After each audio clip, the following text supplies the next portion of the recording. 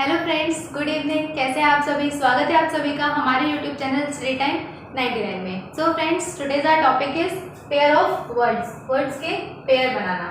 ठीक है, तो सपोज कि यहाँ पे दो वर्ड्स हैं। ठीक है, तो जब दो वर्ड्स होते हैं हमारे पास में, तो उन दोनों वर्ड्स के मीनिंग अलग होते हैं, स्पेलिंग्स अलग होती है, बट प्रोनाउंसिएशन जो होता है वो सेम होता है, मतलब उनको बोलते सेम है।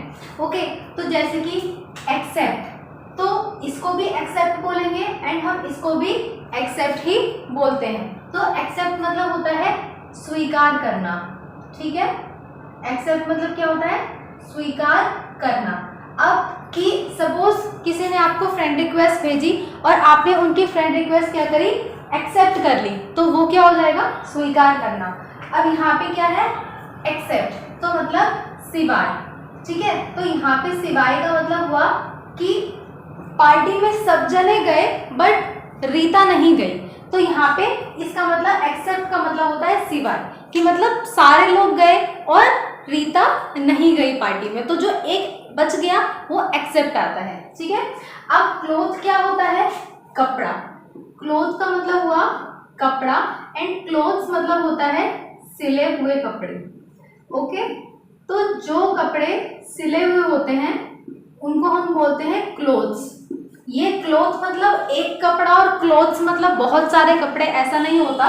क्लोथ मतलब होता है एक कपड़ा जो कि सिला हुआ नहीं होता है, और क्लोथ्स का मतलब होता है सिले हुए कपड़े जो कि हम पहन सकते हैं, उनको यूज कर सकते हैं। ठीक है, बैड मतलब होता है बुरा। You are a bad person. ये बैड का मतलब बुरा होता है। ठीक है, जैसे कि you are a bad person. अब यहाँ पे BED बैड है, इस बैड का मतलब होता है बिस्तर। ठीक है, जैसे कि आप अपने घर पे बेड पे सोते हो, तो वो बेड हुआ बिस्तर। इस बेड का मतलब होता है बुरा। ठीक है फ्रेंड्स, तो दोनों को बोलते बेड ही है, बट यहाँ पे ए आता है और यहाँ पर ई आता है। ठीक है, तो आंसर एंड रिप्लाई। अब क्या होता है, कभी कभी हमारे पास है प्रोनाउंसिएशन भी चेंज होते हैं, पूरा वर्ड का मतलब ही चेंज होता है, उसको उसकी स्पेलिंग तक चेंज होती है, बट स्टिल वो पेयर ऑफ वर्ड्स में यूज किए जाते हैं। अब देखिए, आंसर का मतलब होता है किसी प्रश्न का उत्तर देना। ठीक है फ्रेंड्स, तो सपोज कि मतलब आपने एग्जाम दिया, एग्जाम्स के अंदर क्या होता है कि हम क्वेश्चन के आंसर्स देते हैं, तो मतलब क्वेश्चन हमारे हो गए प्रश्न और हमने उनका उत्तर दिया, तो वो हो गया आंसर। ठीक है, अब रिप्लाई क्या होता है? रिप्लाई मतलब होता है किसी बात का उत्तर देना। ठीक है, अब कि किसी ने आपको कुछ बोला। ओके फ्रेंड्स, किसी ने आपको कुछ बोला और बोलने के बाद आपने उसकी बात का रिप्लाई दिया, जैसे कि व्हाट्सएप में होता है, हम अक्सर बोलते हैं ना, आपने मेरी बात का रिप्लाई क्यों नहीं दिया था, है ना?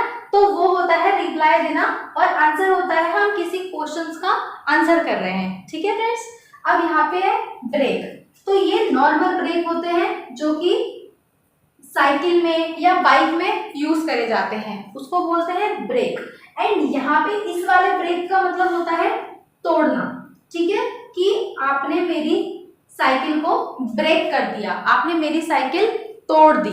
ठीक है, अब नेक्स्ट है चेक। तो इस चेक का मतलब होता है बैंक का चेक। ओके, यहाँ पे आया बैंक चेक, और इस वाले चेक का मतलब होता है चेक करना। ठीक है, मतलब सही करना, या चेक करना या फिर सही करना। जैसे कि हम बोलते हैं, हमारी मैम से बोलते हैं कि मैम हमारी कॉपी चेक कर दीजिए, तो वहां पे चेक आता है, और हम बोलते हैं कि भाई हमें एक चेक दे देना, मुझे उसको फिल करके जमा करवाना है, तो वहां पे उस चेक का मतलब ये होता है जो बैंक के अंदर यूज करे जाते हैं। ओके, CHEQUE चेक की स्पेलिंग होती है। नाउ अब क्या है? नो एंड नो, इसका मतलब भी नो होता है, इसका मतलब भी नो होता है। इस नो का मतलब होता है नहीं, I don't want to go there, या फिर I will not go there, तो इसमें यहाँ पे नो आएगा। तो नो का मतलब नहीं, कि मैं वहां नहीं जाना चाहता हूँ, नो। और इस नो का मतलब होता है जानना। ठीक है, कि आई वॉन्ट टू नो कि आपके माइंड में क्या चल रहा है, ठीक है, what is running in your mind. Okay friends, तो इस नो का मतलब होता है नहीं और इस नो का मतलब होता है कुछ जानना, ठीक है, राइट। अब इस राइट का मतलब होता है सही। ऐसे बोलते हैं ना कि हाँ you are right, yes you are right, हाँ आप सही है। तो इस राइट का मतलब होता है सही और इस राइट का मतलब होता है लिखना, ठीक है। तो हम कोई भी चीज लिख रहे हैं, जब हमारे हैंड्स चल रहे हैं, लिख रहे हैं हम कुछ भी, तो वहां पे आएगा राइट, मतलब लिखना। और इस राइट का मतलब होता है सही, that you are right, yes you are right, ऐसे बोलते हैं। अब सन का मतलब क्या होता है, SUN, सन मतलब सूरज, ठीक है। तो जो हम सुबह सुबह सूरज देवता को जल अर्पण करते हैं, कुछ भी करते हैं, तो वहां पे सन आता है, वो सूरज। और इस सन का मतलब होता है बेटा। अब अक्सर बच्चे पढ़ते हैं SON को सॉन, बट सॉन नहीं होता, इसको भी हम सन ही बोलते हैं। सन मीन्स होता है बेटा एंड डॉटर मतलब होता है बेटी, ठीक है। अब इस सी का मतलब होता है देखना, ठीक है फ्रेंड्स। तो इस सी का मतलब होता है देखना और SEA, इस सी का मतलब होता है समुद्र। जो बहुत बड़े बड़े समुद्र होते हैं, जहां तक हमारी नजर जा रही है वहां तक पानी ही पानी है, तो वो हो जाता है सी मतलब समुद्र। और इस सी का मतलब होता है देखना, कि प्लीज सी माय वॉच, है ना, तो मेरी वॉच देखिए, ठीक है फ्रेंड्स।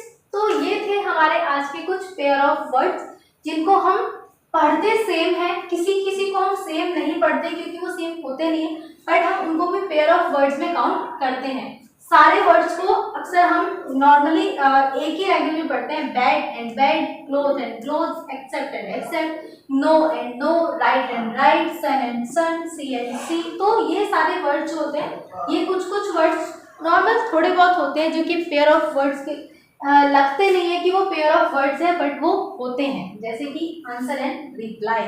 लेकिन सेम इसका मतलब होता है कि जैसे किसी प्रश्न का उत्तर दे रहे हो और किसी बात का उत्तर दे रहे हो, दोनों में उत्तर तो दे रहे हो ना। तो जब हम यहाँ पे किसी प्रश्न का उत्तर दे रहे हैं तो आंसर कहलाता है, और किसी की बात का उत्तर दे रहे हैं तो रिप्लाई कहलाता है। बस वो हमारे पेयर ऑफ वर्ड्स में काउंट होते हैं, ठीक है फ्रेंड्स। तो अगर आपको हमारी वीडियो अच्छी लगे तो आप प्लीज उसको लाइक एंड सब्सक्राइब कीजिए। आपको हमारी नेक्स्ट वीडियो कंफर्म 7 o'clock पे मिल जाएगी। थैंक यू सो मच, ऐसे ही बने रहिए, अपना ध्यान रखिए और स्वस्थ रहिए। Thank you so much.